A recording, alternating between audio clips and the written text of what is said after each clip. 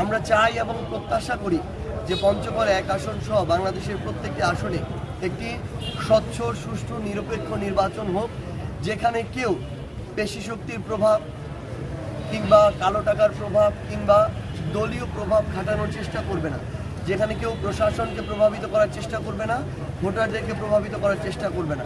ভোটাররা তাদের জায়গা থেকে স্বেচ্ছায় যাকে পছন্দ হবে তাকে ভোট দিবে। এর ফলশ্রুতিতে একটি স্বচ্ছ নির্বাচনের পর যেই নির্বাচিত হোক না কেন, আমরা আমাদের জায়গা থেকে তাকে বিজয়ী হিসেবে অবশ্যই নির্দ্বিধায় মেনে নিই। কিন্তু বিগত কয়েকদিনে মাঠ পর্যায়ে ঘুরে আমাদের কিছু তিক্ত অভিজ্ঞতা আছে, যে কথাগুলো আমরা আমাদের স্থানীয় পর্যায়ে যারা নেতাকর্মী তাদের কাছে থেকে শুনেছি, সাধারণ যারা মানুষ তাদের কাছে থেকে শুনেছি।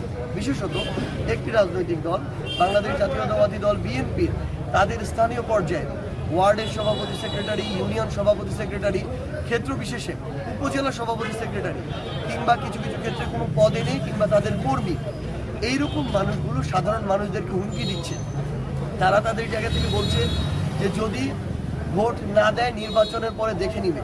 তারা তাদের জায়গা থেকে বলছে যে যারা আমাদের সনাতন ধর্মাবলম্বী ভাই বোন তাদেরকে বিভিন্নভাবে হুমকি ধামকি দিচ্ছে, ভয় দেখাচ্ছে। আমরা আমাদের জায়গা থেকে স্পষ্ট করে একটা কথা বলি, ভয়ের রাজনীতি বাংলাদেশে আর চলবে না। যারা এই ধরনের দমনপীড়নের রাজনীতি করতে চাইবে তাদের পতন কেমন হতে পারে তার নজির 1 বছর 4 মাস আগে বাংলাদেশে স্থাপন হয়েছে। আমরা স্পষ্ট করে আমাদের জায়গা থেকে আহ্বান করতে চাই যে সেটা বিএনপি হোক, সেটা এনসিপি হোক, 10 দলীয় ঐক্যজোট হোক কিংবা অন্যান্য যারা আছেন, আমরা আমাদের জায়গা থেকে ভোটারদের কাছে ভোট চাইতে পারি, আমরা কারণ তুলে ধরতে পারি, কিন্তু দিতে হবে, না দিলে এটা হবে, না দিলে দেখে নিবে, এই ধরনের কথা আমরা কোনোভাবে প্রত্যাশা করি না।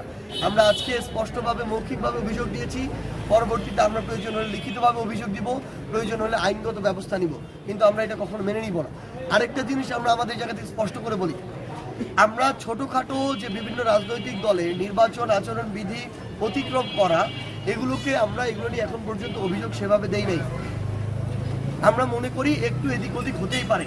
যেমনভাবে আপনারা দেখবেন বিএনপি বেগম খালেদা জিয়ার শোক বার্তার নামে যে লিফলেটটি ঘরে ঘরে নিয়ে গিয়েছে, এটা আলটিমেটলি কি? এটা হচ্ছে ওই ঘরে ঘরে লিফলেট নিয়ে গিয়ে সিম্প্যাথি নেওয়া ভোটের জন্য, এবং এটা হচ্ছে ভোট চাওয়ার আরেকটা উপায় বা হচ্ছে সিস্টেম বা প্রক্রিয়া।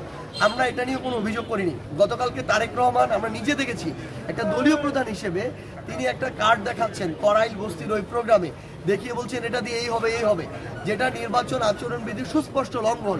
তিনি কাউকে প্রলুব্ধ করে এভাবে ভোট চাইতে পারেন না। একজন দলীয় প্রধান যদি তার জায়গা থেকে এভাবে একটা কার্ড দেখিয়ে মানুষকে, যেটার কোনো অস্তিত্ব নাই এখন, তারা সরকার গঠন করতে পারবে কিনা এটারও কোনো নিশ্চয়তা নাই, সেখানে তিনি এভাবে মানুষকে প্রলুব্ধ করে ভোট চাইতে পারেন না।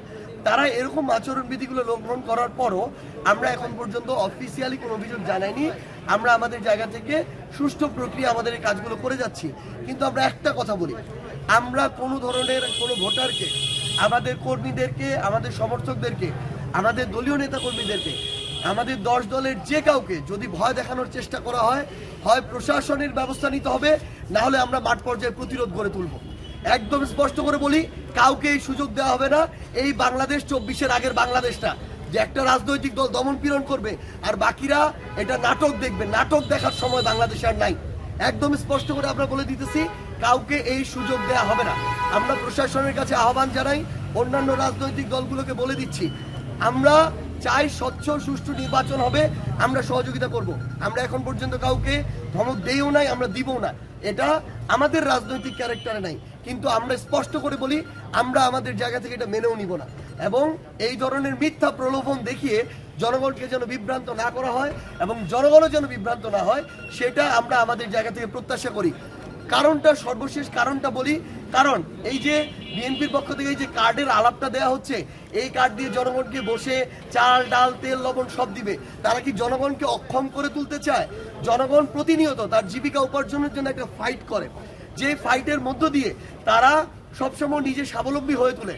যখন এই যে প্রক্রিয়াটা, এইভাবে তো জনগণকে ধীরে ধীরে অক্ষম করে তোলা একটা প্রক্রিয়া করা হচ্ছে, তার কিছু লাগবে না, সব ঘরে এনে দেওয়া হবে, এরপরে নতুন কার্ড আসবে যেটা দিয়ে খাওয়াই দেওয়া হবে। এইরকম করে কি আমাদের এই যে জনশক্তি, এটা কি অক্ষম জনশক্তিকে পরিকল্পনা করার, অক্ষম জনশক্তি তৈরি করার পরিকল্পনা করা হচ্ছে কিনা, এটা আমাদের উত্তর লাগবে। কারণ আমরা মনে করি যে কোনো জায়গায় দুর্বল সেটা অর্থনৈতিকভাবে হোক অন্য কোনোভাবে হোক, তাকে সবল করার প্রক্রিয়া নেওয়া উচিত। সহায়তা দিয়ে আরো দুর্বল করার প্রক্রিয়া, এটা দেশকে ধীরে ধীরে ধ্বংসের দিকে নেওয়ার একটা চক্রান্ত। আমরা মনে করি এটা রাজনৈতিক অদূরদর্শিতা তাদের এই পদক্ষেপটি। তো আমরা আমাদের জায়গা থেকে ওভারঅল এইটুকুই বলতে চাই, পুরো বাংলাদেশে আমরা একটা স্বচ্ছ সুষ্ঠু নির্বাচন চাই। এটার জন্য আমাদের সর্বাত্মক সহযোগিতা থাকবে। আমরা প্রশাসন এবং অন্যান্য রাজনৈতিক দলেরও সর্বাত্মক সহযোগিতা চাই। কালার এক্সপার্ট এবং ডার্ক স্যাপ সমৃদ্ধ অরিক্স অ্যাডভান্স ডিটারজেন্ট পাউডার, আপনার লন্ড্রি এক্সপার্ট।